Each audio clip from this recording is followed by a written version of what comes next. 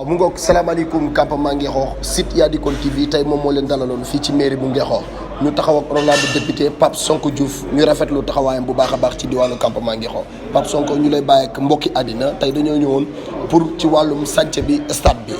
tey ñu bëgg a xam démarrage bi kañ la ak naka la ñuy def ba xam kañ la war a doon. waaw merci beaucoup il faut ñu xam nag procédure liggéey procédure administration nu muy demee donc mun nga xamee rek defe naa du ñu sonn. chantier boo gis dafa am lu ñuy wax ab démarrage ak aussi installation de chantier ak li ñuy wax ordre de service l'entrepreneur bu jotee ordre de service ñi nga xamante ne ni ñoom ñoo ko jox liggéey bi dañ koy naan jox nañ la ordre de service commencé boo commencé jour sangam nga war a commencé am nga par exemple comme stade bi 300 jours muy 10 mois pour nga mën a pare chantier bi su ko weesoo am na pénalité entreprise balaa commencé dana jox li ñuy wax plan béton armé mooy semelle yi dana jot plan architecture dana jot plan façade dana jot plan yooyu yëpp bu yooyu complété da koy yóbbu benn bureau bu ñuy wax Veritas pour ñu vérifier plan yi ndax plan yi teguñu ci yoon wala teguwul ci yoon donc chantier bu démarré da ngeen di question da ngeen di ñëw rek dóor pelle yi tey mais y a une procédure technique boo xam ne est-ce que bâtiment bu ñu ko tabaxee respecté na normes yi wala respecté normes yi yooyu yëpp dañ ciy nekk bu ko defee loolu architecte bi mooy dem léegi fi nga xamante ne mooy Veritas ñu vérifier plan yi ndax yooyu bâtiment bi ñu ci def attan na loo attanu ko tey nag dañu ñëw pour installer le chantier installation chantier bi mooy quoi mooy dañu ñëw nee leen fii la RG bi war a nekk fii la nangam war a nekk fii la vestiaire war a nekk loolu moo tax ñoom ñu ñëw tey projet bi loolu la léegi ñoom bu ñu fi jógee dañu def benn PV entreprise nag léegi mooy ñëw indiwaat plan yi nga xam ne ki nga xam ne moo ko sant liggéey bi jox na ko kooku nag léegi mu ci moom la des léegi mais moom daal li mu am mooy du 27 la commencé fii ak 10 mois war na pare donc 27 commencé nañu compter jours yi loolu moom xam nañ ko kon li ci ëppoon solo plan yaa ngi fi lépp ngi fi loolu il faut ñu comprendre ko mais nit ñi parfois duñu comprendre ce qui se passe vraiment dañuy naan alors que ne tey na peel yi dal suba na suuf si ñëw nangam mais loo gis dafa am lu ñuy wax yoon ak procédure parce que technique la xam-xam la kon il faut ñu teg ko ci yàllu xam-xam waaw merci beaucoup monsieur Pape Sonko Diouf mais am na benn message boo xamante ne gars yi dañu may naan ma appuyé ci baax mooy dañu bëgg a xam ban bés ci jëmmi boppam moom la chantier bi war a démarrer su ma juumul di ma dégg daf mel ne le 27 juillet lay doon wala kañ lay doon soo ko mënee leeral askan bi wax ne déggoo li ma wax sànq leeral naa ko ci biir wax nee naa leen dañu wax ne le 27 juin chantier bi mu am na waa ji am na ordre de service ordre de service mooy am na jox nañ la ordre pour nga commencer liggéey bi tu as 10 mois léegi si 10 mois yooyu entrepreneur bi daal na ci pare suñu chantier moo ñu intéressé kañ lay commencé suba lay commencé ñoom daal commencé noonu loo xam ne mooy procédure technique yi li ci ëpp solo loolu la mais amaat il a 10 mois pour pare statu Ngexoox ci 10 mois yi bu ko rombee moom daan day fay lu ñuy wax ay pénalité donc tey lay commencé suba lay commencé ñoom ñu ngi commencé noonu déjà parce que ñëw noonu tey ñu ngi installé chantier boo gis day am lu ñuy wax baraque de chantier day am installation de chantier day am nettoyage de chantier y a toute une procédure parce que man entrepreneur laa woon ba man ma joxoon ordre de service damay ñëw nettoyer chantier bi installé ay douche installé ay mbaar installé ay bureau yooyu yëpp daf ci war a am loolu yëpp nag loolu tey bu yooyu yëpp ci chantier bi la bokk ci biir yëpp ci biir 10 mois yi lañ ko calculer te loolu daa war a àgg ci 10 mois bi il faut ñu xam loolu mais du question dafa war a ñëw rek teel yi dóor tey lii tey mais yaa am na volet technique boo xam ne il faut que gars yi di ko def te yooyu dafa am solo ci liggéey bi d'accord kon monsieur Pape Sonko Diouf su ma bëggee dégg mooy liggéey bi démarré na ci le 27 bi nga xamante ne moom la ñu weesu démarré na depuis le 27 ça veut dire ñu ngi ci les procédures techniques ak les procédures d'installation ak yeneen kon loolu mooy wax ji d'accord mu ngoog kon merci beaucoup honorable député Pape Sonko nag peel yeeg yooyu après ñëw xam nga li ma wax tabax bi ñëw yeneen yi ñëw mais daf ñu ngi ci côté technique bi parce que tey xam nga ne technique dafa am solo ci wàllu bâtiment parce que dafa am lu ñuy wax ay semelle ay longrine ay poteau ay yooyu yëpp loolu tey plan la laaj plan yooyu dañ ko war a viser xool vérifier ko yóbbu ko ci ñi nga xam ne ñoom seen xam-xam dafa war a màcc ci suuf ñu xool suuf si ndax attan na semelle bi wala attanu ko loolu technique la te technique yooyu il faut nit ñi xam ko te du caaxaan parce que mënoo defal benn stade boo xam ne ëllëg day daanu kon bu technique bi baaxul rek ëllëg nit ñi mun ci yéegee xam fu mu jëm day daanu technique nag mooy tax ba nit ñi yéegee ci kaw lu ñu bëri day mel ni alors sa biir ne nga toog ci suuf nga toog loolu moo tax technique boobu nag boo ñëwee rek yàkkamti ko kon loolu tey damay yaakaar ne kon am na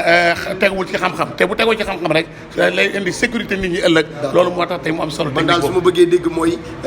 yi nga xamante ne mooy stade yi mucc ay ñi gis si dëkk bi yëpp ci monde bi yow loolu nga bëgg a tabaxal waa campement waaw mais na leer nag parce que stade bi pour le moment amagul gazon d'accord aire de jeu lay am am na terrain multifonctionnel amagul gazon amagul projecteur. mais yooyu nag avec le temps danañ ko lijjanti. mais tey daal gazon bi amagul.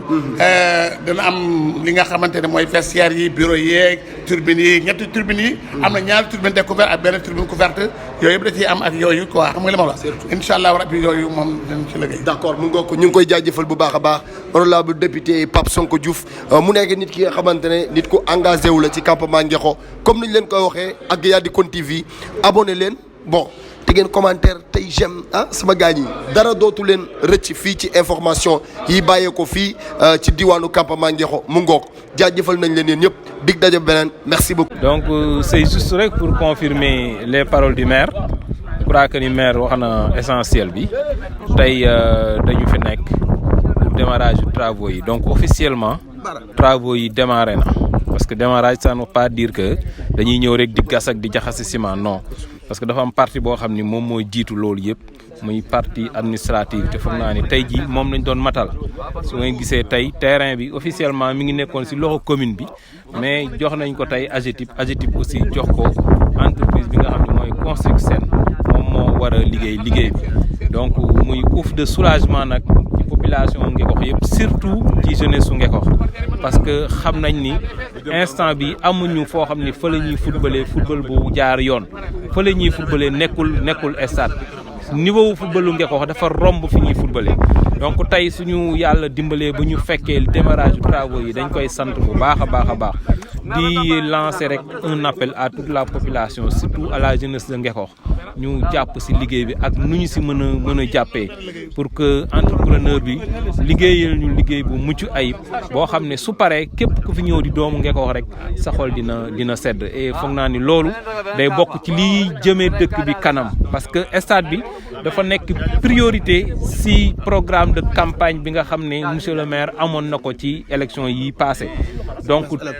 promesse électorale la woon et foog naa ni ñi ngi ci yoonu honoré ko donc loolu lu am solo la te foog naa ni yeneen yi ci des yëpp comme bii lay mel rek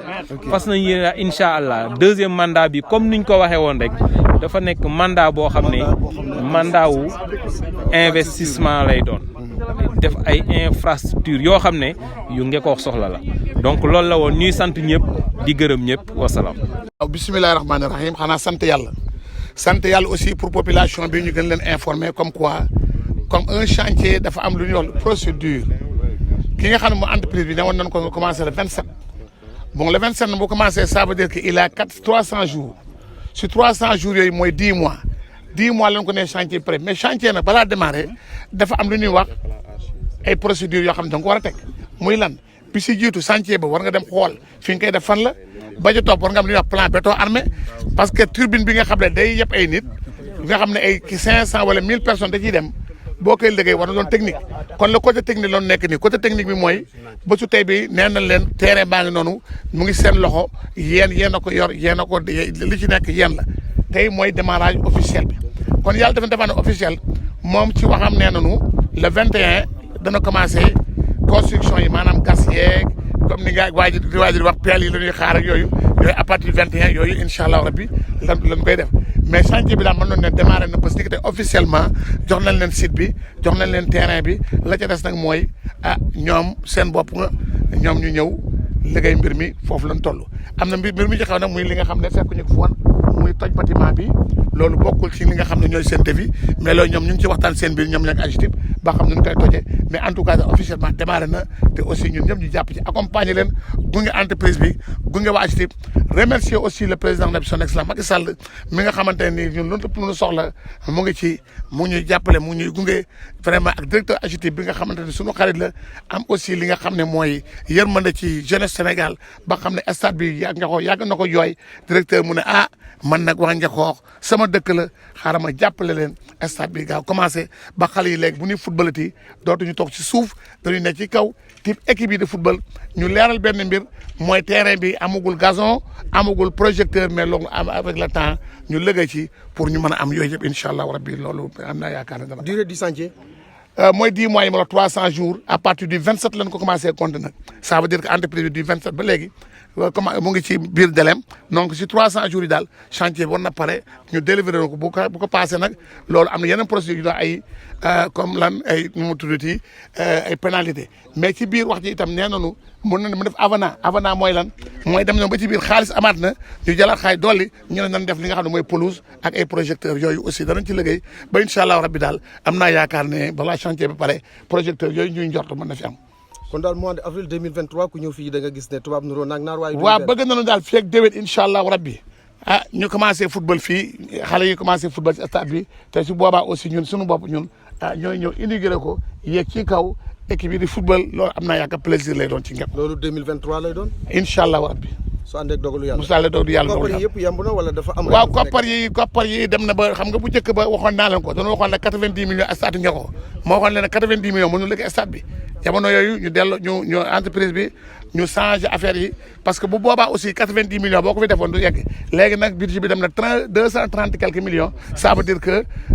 alors que ne la ma leen waxoon ci 90 millions bu njëkk ba waxoon naa ko fi ñuy naan alors que ne lii ak lay mais fekk na la ma leen waxoon ndekete tey jii dëggal na loolu muy lan mooy 200 quelques millions lañ def si stade bi te li nga xam ne mooy police bokk ci projecteur bokk ci kon xam ngeen stade cher na donc loolu yëpp tey incha allah yooyu li nga xamante ne incha allah danañ ci liggéey ci kanam la bu soobee yàlla ba nga xamante ne muy turbine bi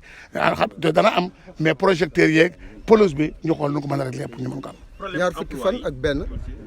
emploi dëkk bi waaw nee nañ leen daal main d'œuvre locale bi ñoom waxtaan nañu ko entreprise bi main d'œuvre locale danañ ñu ko jox main d'œuvre locale c'est quoi mooy ñi nga xam ne mooy sunu doom yi fi nekk bëgg a liggéey fii ñoom danañ leen jël ñu ci am compétence bi ñu jël leen ñu am compétence bi ñoom mën nañ ko def feneen loolu d'accord nañ ci ak ñoom te incha allahu rabbi fii moom gis nañu ne daal doomu Ngexo yi danañ ci gis seen bopp bu baax a baax a baax. ñaar fukk ak benn ci weeru juillet wi ñu nekk ci la liggéey bi lépp di démarrer officiellement. liggéey bi démarré na officiellement mais moom da approvisionnement yi dana ko approvisionné mais dañu ne pour ma gars yi commencé gas mais implanté semelles yi di tooyal ciment bi comme ni ko sooy waxee jaxase mélange yi kooku def 21 ku fi ñëw di nga jël gars yi commencé jaxase mélange di couler pot yi bétu ñooy di riir bant yi di dal alors maçon yi sol seen i casque ñëpp di liggéey incha allah rabbi après tabaski bi le 21 rek ku fi ñëw da nga xamante ne nii tubaab bu te naag naar comme ni nga koy waxee. merci beaucoup. salaamaaleykum Ngexo site Yaadikone TV moo leen di gunge ci actualité yi nga xamante ne am na ci diwaanu campement Ngexo comme ni ma leen ko waxee du ma taay du ma bàyyi lépp loo xamante ne rek information la luy jëmale campement kanam man dama ci gën a xuus bu baax a baax ñu fekk fi président Aziz tey ñu fekk la fi ci stade bi yan tegtal nga ñu mën a jox ci stade bi yow yaay président ASC Ngexo tey yan tegtal nga ñu mën a jox ci stade bi. waaw merci Djibi d'abord di commencer di rafetlu sa liggéey ci côté média bi vraiment gis nañ li ngay def ni ngay fësale sport Ngexo ni ngay fësale xew-xew yu bëri yi am ci Ngexo donc tey dañ fi daje ak les techniciens ak AGETIP pour démarrage yu travaux yi donc le technicien entreprise bi nga xam ne moo yor liggéey bi ñoom nañ à partir du 21 c'est le démarrage officiel des travaux donc d'ici le 15 moom dina def implantation bi lu mu war a démolir ci stade bi dina ko démolir ba nga xamante ne le 21 képp ku fi ñëw di nga gis ouvrier ñuy liggéey donc mu nekk démarrage